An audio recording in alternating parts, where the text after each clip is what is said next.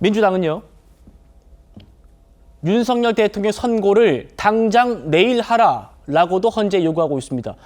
왜 내일이어야만 하는 걸까요? 들어보시죠. 헌정질서와 민주주의 수호라는 헌법재판소의 책무를 회피하지 말고 단호하게 결정을 내릴 때입니다. 당장 25일에라도 파면 결정을 내리기를 촉구합니다. 탄핵 심판 기일도 25일로 못 박으며 헌법재판소를 거듭 겁박했습니다. 민주당과 연계되어 있는 민주노총은 26일을 총파업투쟁의 최후 통점 날짜로 정했습니다. 그 이유가 무엇이겠습니까? 바로 26일 이재명 대표의 선거법 위반 사건 심판이 있기 때문입니다. 지금 민주당과 민주노총은 대한민국 사법부의 시계를 이재명 대표 단 한 사람에게 맞추라며 협잡을 하고 있는 것입니다. 무엇보다 민주당은 모든 재판에 대해서 신속성을 요구할 자격 자체가 없습니다. 왜 꼭 내일이어야만 하나? 왜 이렇게 헌재에 내일 선고하라고 압박을 요구를 하는가? 모레가 아마 이재명 대표의 2심 선고가 있기 때문 아니냐. 이것과 연결돼서 지금 볼 수밖에 없는 상황 아니냐. 여기에 대해서는 김지욱 대표 어떻게 말씀 주실까요? 글쎄 왜 내일이어야 되는가? 그게 반드시 이재명 대표 때문이다. 저는 그렇게 생각하지는 않습니다.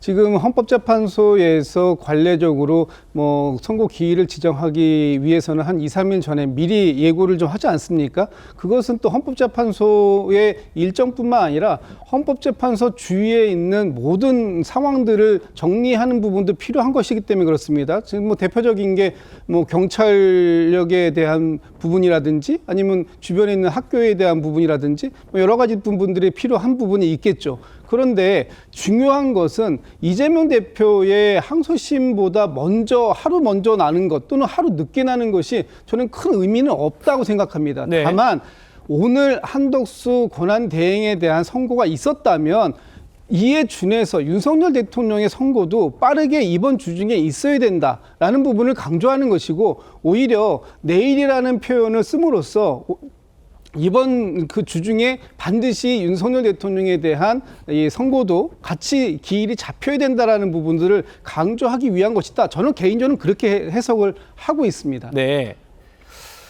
민주당 얘기 계속 한번 들어보시겠습니다. 대통령 탄핵 선고가 대표님 2심 선고 뒤로 미뤄질 수도 있다는 관측이 있는데. 이번 주 수요일 오전까지는 선고일 지정 이 통보가 돼야 되는데요. 그래야지 금요일 날 선고할 수 있으니까요. 네. 근데 헌법재판소가 만에 하나 이재명 대표의 공직선거법 위반 항소심 사건의 선고를 본 이후에 선고일을 지정한다고 하면 비난을 크게 받을 것 같습니다. 그래서 이건 수요일 오전 이전에는 선고일을 지정해야 될 거라고 생각하고요. 내일 선고하면 좋겠습니다만 마지노선은 금요일이지 않을까 싶습니다. 내일 선고하면 좋겠다. 마지노선은 금요일이다. 정혁진 변호사님. 근데 내일 선고를 하기 쉽지 않을 것 같아요. 아직까지 공지가 되지도 않았고 연달아서 선고한 전례도 없고 민주당에서 우리 김진욱 대변인께서는 아니 이재명 대표가 먼저 나오고 뒤에 나오고 이게 뭐가 중요하냐 지금 이렇게 말씀을 주고 계십니다만 왜 민주당은 굳이 내일이었으면 좋겠다라고 얘기하는 걸까요? 그 내일 선고하는 거는요 국민들에 대한 예의가 아닙니다. 한나라 대통령을 파면할 수도 있고 복귀시킬 수도 있는데 도둑처럼 지금 이야기한 다음에 내일 그 선고를 갖다 한다? 이거는 말이 되겠습니까?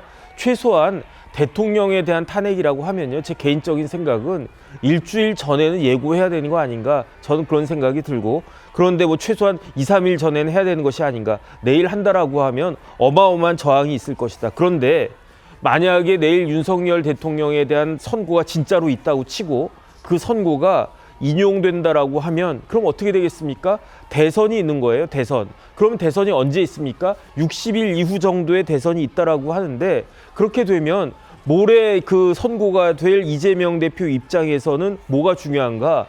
60일 후에 있을 대선도 중요하지만 본인에 대한 만약에 그 내일 모레 있을 공직선거법 판결이 1심과 동일하다라고 치면 이재명 대표 입장에서는 두 가지 시간이 중요한 겁니다. 첫 번째는 대선이 언제 있느냐, 그다음 두 번째로는 대법원에게 본인의 재판을 선고할 수 있는 그러한 시간이 얼마나 주어지느냐. 내일 선고가 되면요, 대법원에 59일 주어진 거고요. 모레 선고가 나면 60일 주어진 거고요. 많은 사람들이 기대하고 있는, 민주당에서 기대하고 있는 금요일이 되면 62일이 되고요. 일주일 넘어가면 69일이 되고, 그리고 나서 또 넘어가면 70일, 80일 이렇게 된단 말이죠. 근데 여기서 따져봐야 될 게 이재명 대표가 시간을 질질 끌 수 있는데 끌 수 있는 시간의 한계가 한 달쯤 된단 말이에요.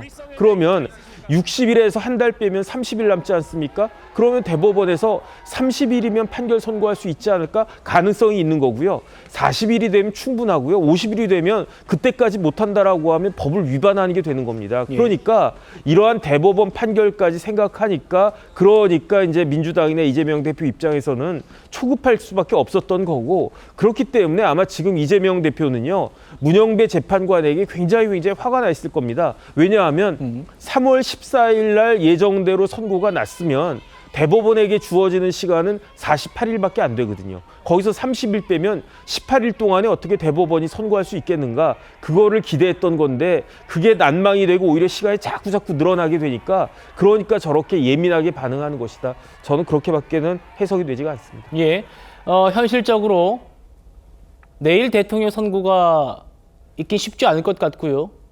결국 이재명 대표의 선거법 위반 항소심 선고보다 대통령 선고가 뒤에 있을 것 같습니다. 권성동 원내대표 목소리 들어보시죠.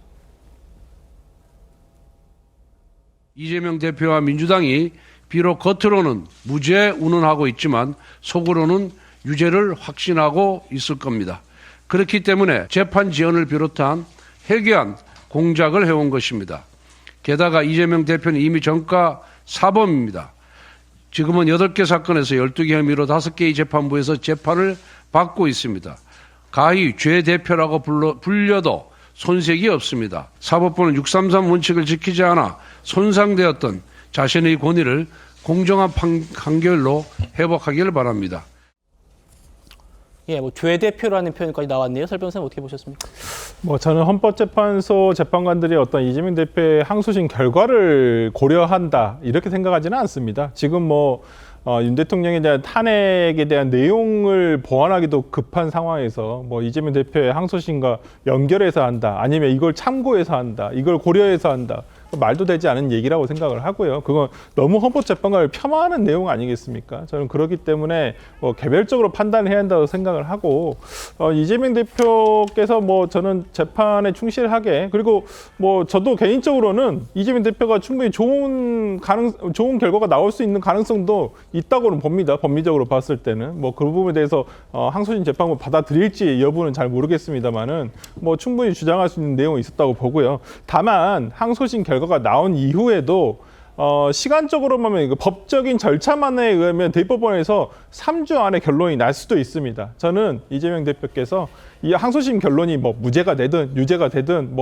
어떠한 결과가 나오더라도 대법원 판결까지는 국민들이 최소한 확인을 하는 것이, 대통령 만약에 보궐선거가 열린다고 한다면 거기에 대한 후보가 될 입장에서의 어떠한 국민들에 대한 어떤 자세가 아닐까라는 생각이 들어서 어떻게 되든 이번 저는 항소심 결과로서는 어떤 정치적인 변형이 있을 것 같다는 생각 들지 않습니다. 예.